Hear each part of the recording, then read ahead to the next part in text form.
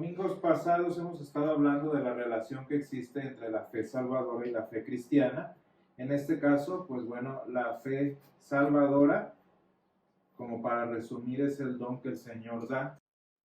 Es el don de creer que el Señor le concede al no creyente, para que con esa fe el creyente pueda tomar, pueda recibir los dones que el Señor ofrece. Y pues bueno, entonces hablando ya de aquello que recibe la fe salvadora en específico, hablando de a qué es lo que se sujeta la fe salvadora, pues en este caso vamos a tener que incluir qué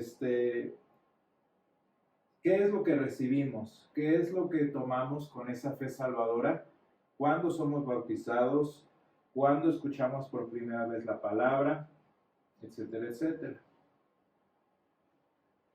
¿Qué es lo que recibimos? Pues bueno, la primera cosa que, ¿cómo les puedo decir? Pues es una serie de regalos que recibimos de parte de nuestro Dios, pero quizás por orden, según la palabra, el que primero recibimos o el que recibimos de forma principal es la justicia del Señor.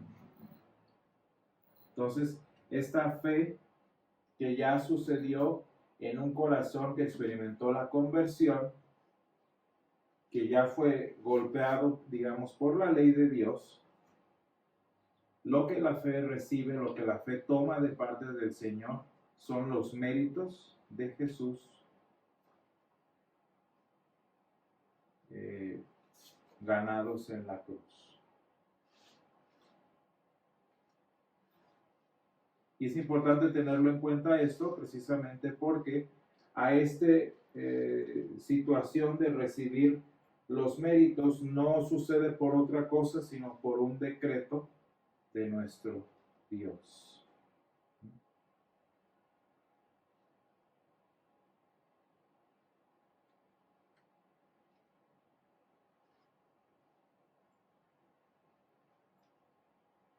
Y entonces cuando el cristiano, cuando la persona, más claramente dicho, cuando la persona recibe o toma mediante la fe la justicia de Jesús,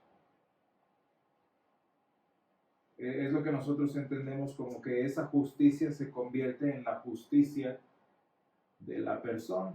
Así como el Señor Jesús cuando murió tomó para sí mismo lo que no le correspondía, tomó para sí mismo lo que no le tocaba, que en este caso pues es la iniquidad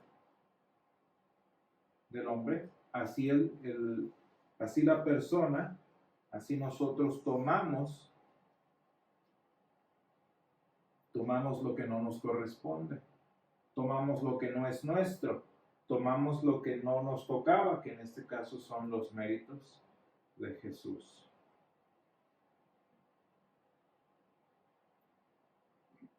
Y el apóstol San Pablo utiliza varios ejemplos para expresar esto, ¿no? Por ejemplo, habla del revestimiento de Jesús, del vestirse del Señor Jesús, que en este caso pues es vestirse, digamos, es una analogía a vestirse con la justicia propia del Señor Jesús.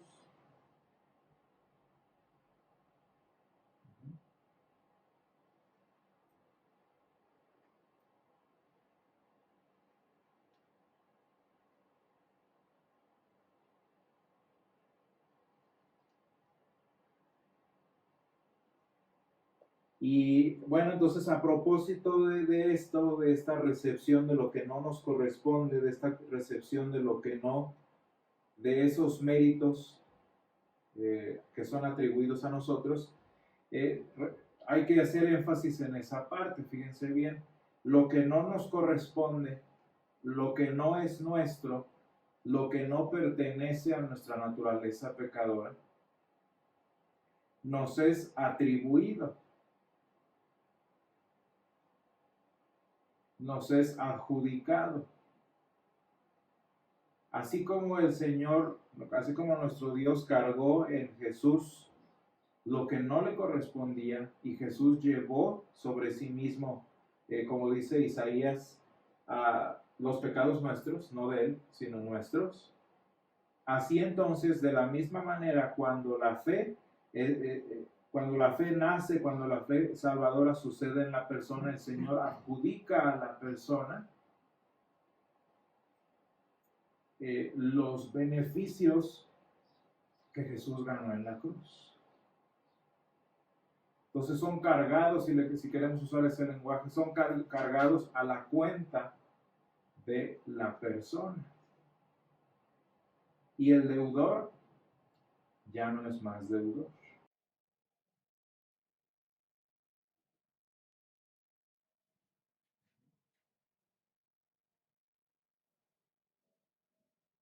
Ya habíamos hablado de esto, nada más lo refiero rápidamente. Entonces, todo esto que está pasando nosotros le llamamos también justificación.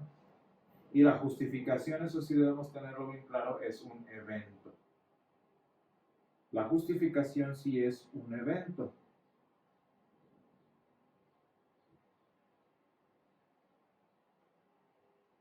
Y fíjense cómo estamos entonces hablando en términos de méritos, en términos de justicia. Muy importante ver específicamente en qué términos estamos hablando. Justicia, mérito.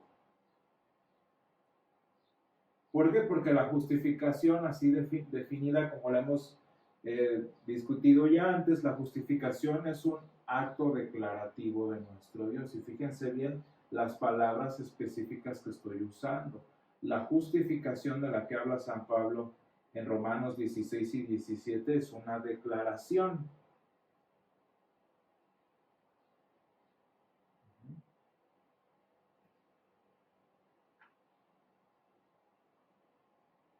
Y de eso, bueno, de este tema, San Pablo habla mucho en Romanos en particular. Lo habíamos leído hace tiempo el capítulo 5, versículo 1, que dice: justificados pues por la fe tenemos paz para con Dios por medio de nuestro Señor Jesucristo. Ya habíamos discutido ese aspecto, ¿verdad? De que todo esto es a causa de lo que Jesús hizo en la cruz, ¿no? Pero hay personas que no entienden bien a qué se refiere ese por la fe. Dice justificados pues por la fe. Y muchas personas han entendido que esa fe, ese por, nos refleja el motivo por el que fuimos salvos. Como tuve fe, fui salvo. Y ya habíamos dicho eso, ya habíamos discutido eso. De eso no se trata la justificación. Esa no es justicia, esa es justicia humana. Simplemente que dice que somos justificados a través del medio, por medio de ese canal que se llama fe. ¿Se fijan cómo el por no es causativo, que se le dice? Esa fe no causa nada. Se fijan, muy importante tener estas palabras bien en claro. La fe no causa nada, la fe simplemente recibe. Y ese por, en español, pues se refiere al medio, al canal de transmisión. Pero entonces, eso es lo importante de la fe, ¿verdad? La fe no es causa de nada, la fe simplemente recibe. Pero justificados, ese término que utiliza San Pablo, nos refleja ese veredicto, ese acto declaratorio de nuestro Dios, que en lugar de juzgar nuestra condición, que en lugar de juzgar nuestra deuda, por así decirlo, lo que el Señor contempla como nuestro, lo que el Señor considera como nuestra obra, van a ser los méritos de Jesús. Y como el Señor ya no está tomando en cuenta mi culpa, como el Señor ya no está tomando en cuenta mi transgresión, sino los méritos de Jesús, sino la victoria de Jesús, el Señor me declara justo.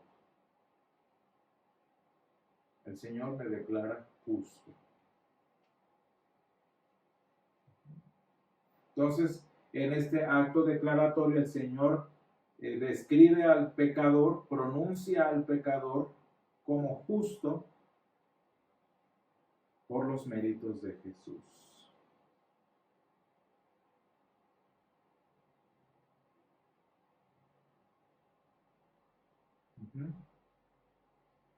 Y bueno, en el Antiguo Testamento, en la ley de Moisés, encontramos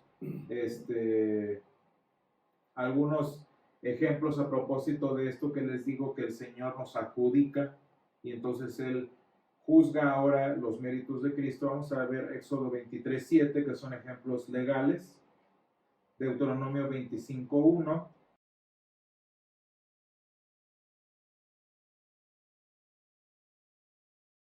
Éxodo 23:7, Deuteronomio 25:1 y vamos a leer Isaías 5:23. Estos son términos legales que nos ayudan a entender, en este caso,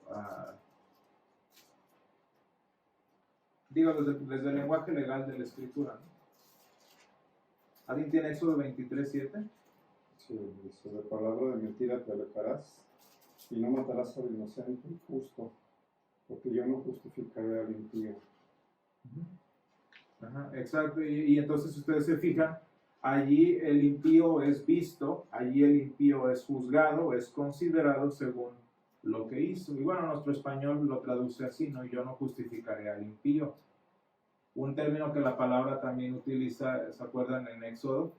Dice el Señor, porque no dará por inocente el Señor. Estamos hablando de lo mismo, términos legales. Deuteronomio 25:1. Si hubiere pleito entre algunos, se acuden al tribunal para que los jueces los juzguen. Estos absolverán al justo y condenarán al culpable. Ahí tenemos, por ejemplo, en español, la absolución, que nuevamente es una declaración. Isaías 5:23. Los que justifican al impío mediante cohecho y al justo quitan su derecho. Sí.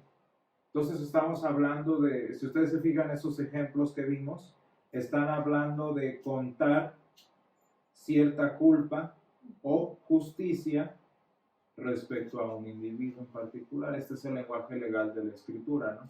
Y es el mismo que nosotros entendemos como parte de la justificación del Señor. Y es que, fíjense bien, hay varios puntos importantes que debemos entender a propósito de la justificación.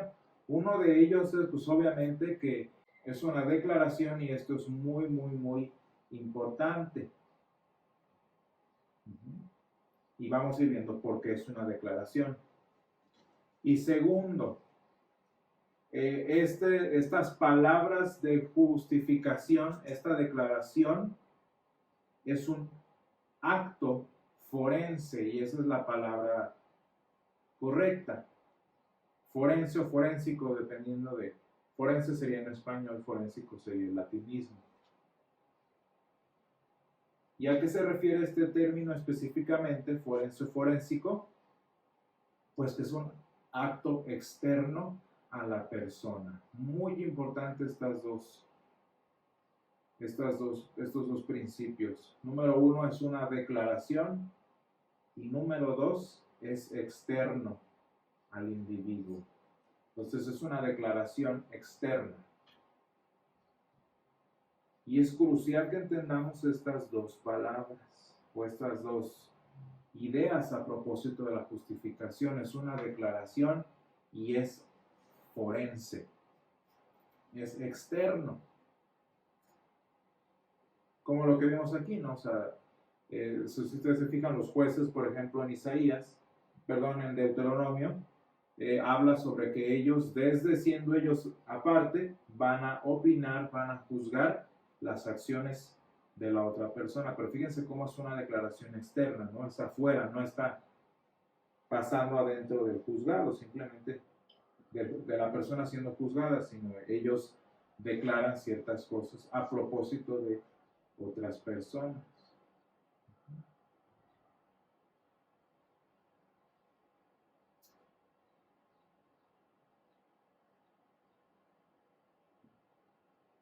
En el Nuevo Testamento, por ejemplo, igual un término parecido lo encontramos, por ejemplo, en San Mateo 12:37. San Mateo 12:37, Romanos 2:13 y Primera de Corintios 4:4. Son algunos ejemplos. Mateo 12:13, Romanos 2:13 y Primera de Corintios 4:4. ¿Alguien tiene Mateo 12? 37 dice, porque por tus palabras serás justificado y por tus palabras serás condenado. Por tus palabras serás justificado. Bueno, ese es el término que nos ponen en español. Y por tus palabras serás condenado. Romanos 2:13. Porque no son los oidores de la ley los justos ante Dios, sino los hacedores de la ley serán justificados. Nuevamente es una opinión, es un juicio de Dios a propósito de la persona. 1 Corintios 4:4. Porque aunque de nada tengo mala conciencia, no por eso soy justificado, pero el que me juzga es el Señor.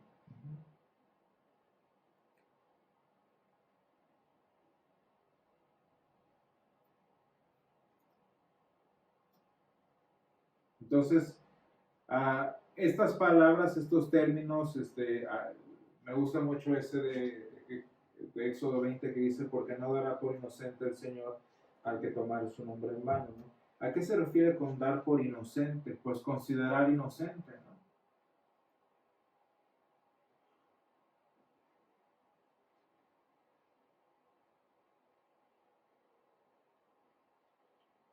De Romanos 4:25 y Romanos 5:18, fíjense la trascendencia de este principio, Romanos 4:25 y Romanos 5:18. Así que como por la transgresión de uno vino la condenación a todos los hombres, de la misma manera por la justicia de uno a todos los hombres la justificación de Dios. Y entonces Romanos 5:18, muy a propósito de esta comparación que hace San Pablo sobre el primer Adán y el segundo Adán, muy a propósito quiero explicar a qué se refiere eso de por qué es importante que sea una declaración y que sea externa. Fíjense bien, el que la justificación sea una declaración y sea un acto externo, tiene que ver con el hecho de que el cristiano no es transformado. Fíjense, la justificación es un evento inmediato. Pero precisamente porque la palabra nos enseña que es una opinión de Dios, que es una declaración de Dios, el cristiano no es transformado. Y esto es importante. La naturaleza del cristiano no es transformada en la justificación.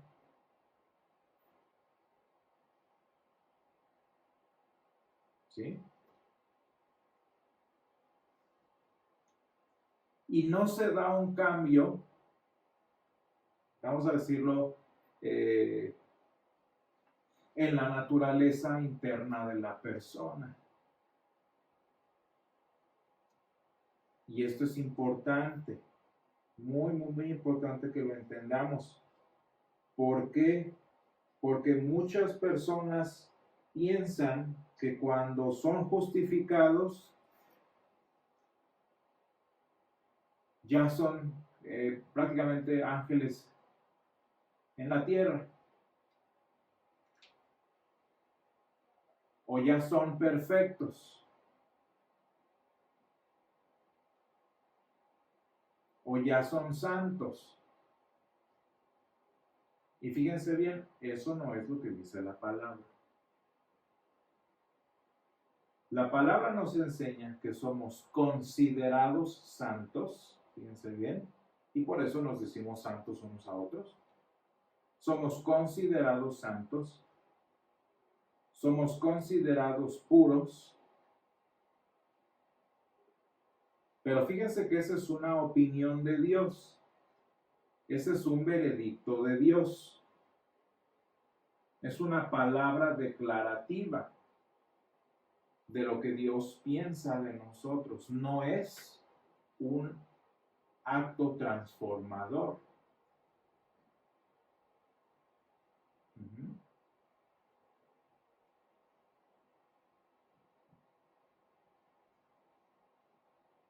Ciertamente, pues bueno, dice aquí San Pablo en Romanos 5:1, ¿no? Justificados pues por la fe tenemos paz para con Dios, ¿no? Claro, esa paz que da la salvación, esa tranquilidad de estar en bien con Dios, esa, ¿cómo les diré? Ese gozo de tener la eternidad segura, pues claro que cambia algo en la persona, ¿no? Claro que el cristiano experimenta un cambio al momento de ser salvo porque pues toda la culpa de sus transgresiones le es quitada de encima. Pero hasta ahí. Hasta allí. Entonces es muy importante que vayamos entendiendo esto. Somos considerados santos. Somos considerados rectos. No somos transformados a ser santos. No somos transformados a ser rectos. Y ahorita van a ver una de las razones, porque una de las tantas razones. Pero si se fijan bien esto, no, una vez la iglesia, por ejemplo, el pueblo de Dios y el mundo no se diferencia entre santos y pecadores, entre justos y pecadores. Eso no es correcto, porque pecadores somos todos. ¿Sí me entienden? Los cristianos no somos no pecadores. Los cristianos y los que no conocen a Dios, ambos son pecadores.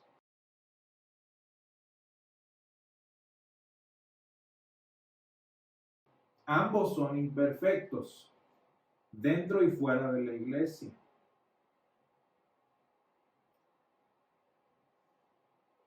La diferencia es que los que estamos en el cuerpo del Señor, los que somos parte de la iglesia del Señor, por los méritos de Jesús somos considerados justos por el juez, ¿no? Por el que importa. Somos tenidos por inocentes.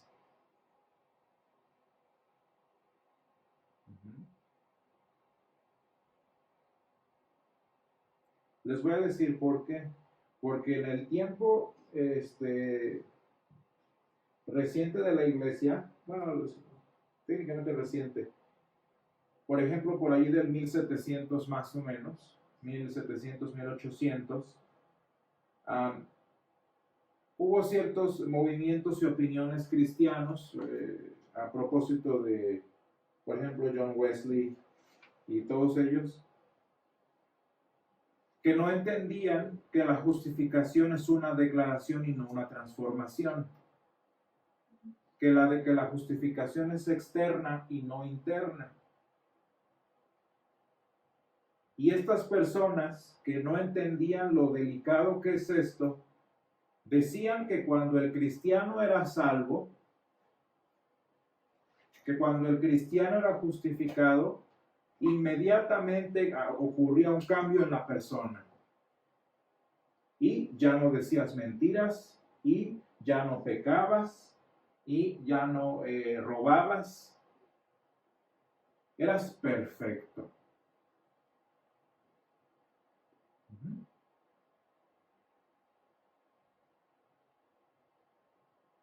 Y entonces la pregunta sería, ¿y qué pasaba con los cristianos que pecaban, ¿no?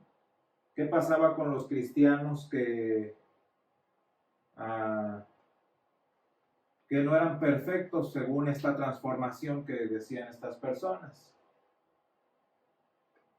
La más fácil y la que sigue hoy en día todavía muy fuerte es que no es el cristiano, es el mundo o es el demonio, ¿no? Y ay, pobrecito de mí, porque el demonio me persigue. Esa victimización, ¿no?, del cristiano. Es que yo no soy, es el demonio que me persigue. O es que yo no soy, es el mundo que me acosa, ¿no? Una u otra, la que prefiera.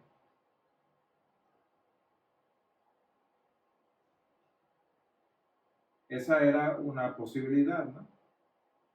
La otra es todavía peor. Como ellos decían que un cristiano cuando es justificado es transformado, el cristiano que pecaba, el cristiano que tropezaba, el cristiano que no era perfecto, ¿saben por qué pasaba eso? Porque en realidad no era salvo. Porque en realidad nunca lo fue.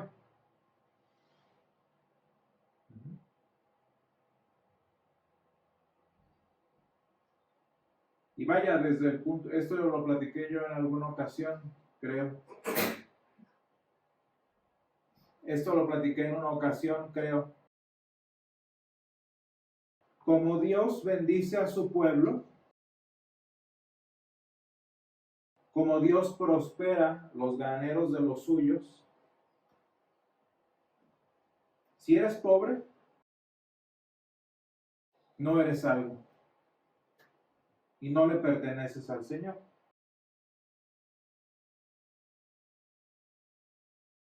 Si tienes problemas financieros, no le perteneces al Señor, porque ¿cómo es posible que sus hijos que fueron transformados a perfección y santidad sean pobres, tengan problemas financieros? Y lo mismo va con la enfermedad. El Señor libra a los suyos, dice hasta el Salmo, ni plaga tocará tu morada, ¿no? Ni pestilencia que ande de día, etcétera, etcétera. Y es que eso dice la palabra. Y si te enfermas, y si te da cáncer, o si te da la enfermedad que quieras, COVID en 2020, es porque no eres salvo. Porque el Señor no abandona a los suyos. Más bien tú creíste que fuiste salvo. Más bien tú creíste que eras cristiano, pero no lo eras. Porque el Señor nada más salva a los suyos. Hay un montón de cosas mal con esto, pero vean el error, lo terrible que es considerar a la justificación como una transformación, a la justificación como un hecho interno en la persona. ¿Saben cómo se experimenta la justificación? Cuando yo le digo a una persona, tus pecados te son perdonados. Y en el nombre de Jesús, yo te declaro justo y en paz para con Dios. Eso que acabo de decir ahorita es la justificación. Pero cuando las personas no entienden que es algo externo, cuando las personas no entienden que es un juicio de Dios desde afuera, oye, pero no sentí nada. Oye, pero sigo igual. Oye, pero nada en mi vida cambió.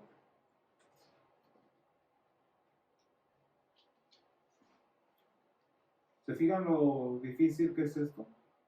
¿Lo problemático que es esto? Y por último, así, digamos, no sé si el peor o el que a nadie le importa, es que el hecho de que la justificación sea una declaración El hecho de que la justificación sea algo externo a nosotros nos obliga a fuerzas y 100% a confiar en que lo que Dios dice es verdad. Porque si no te doy pruebas emocionales, si no te doy pruebas transformativas, si no te doy pruebas experimentales de que fuiste justificado, ¿qué te queda? Pues confiar en que lo que Dios dice es cierto. ¿Y se fijan que eso es lo más difícil de hacer? ¿Por qué creen que este movimiento que les digo del 1700 y todo buscaba una señal externa? Porque no es fácil confiar en la palabra de Dios. No siempre el Espíritu Santo viene e incendia los corazones de las personas para garantizarles que son salvos. No. Y cuando ese no es el caso, lo único que nos queda es confiar en que lo que la palabra de Dios dijo, que en lo que la palabra de Dios opinó de mí,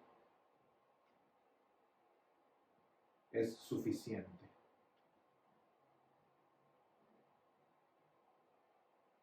No sé si ustedes se den cuenta en lo simple que es cuando confesamos nuestro pecado en el culto.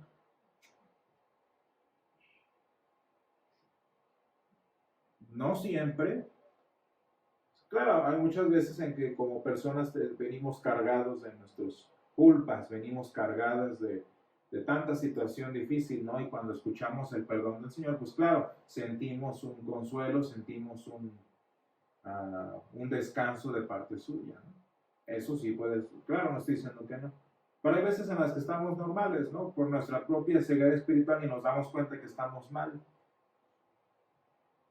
¿no? Y escuchamos la declaración del Señor y pues fue parte del culto y todo, ¿no? Pero no por eso una es más efectiva que la otra. No porque se sienta o no se sienta, no porque se experimente o no se experimente, la declaración de justicia del Señor es menos o más efectiva. Porque eso es su opinión.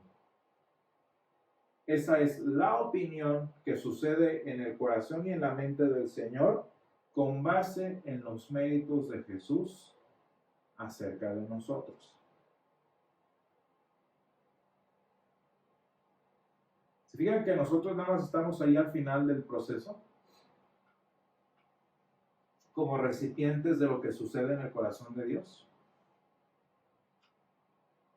La justificación, o por ejemplo la reiteración de ella en la confesión de pecados, por ejemplo.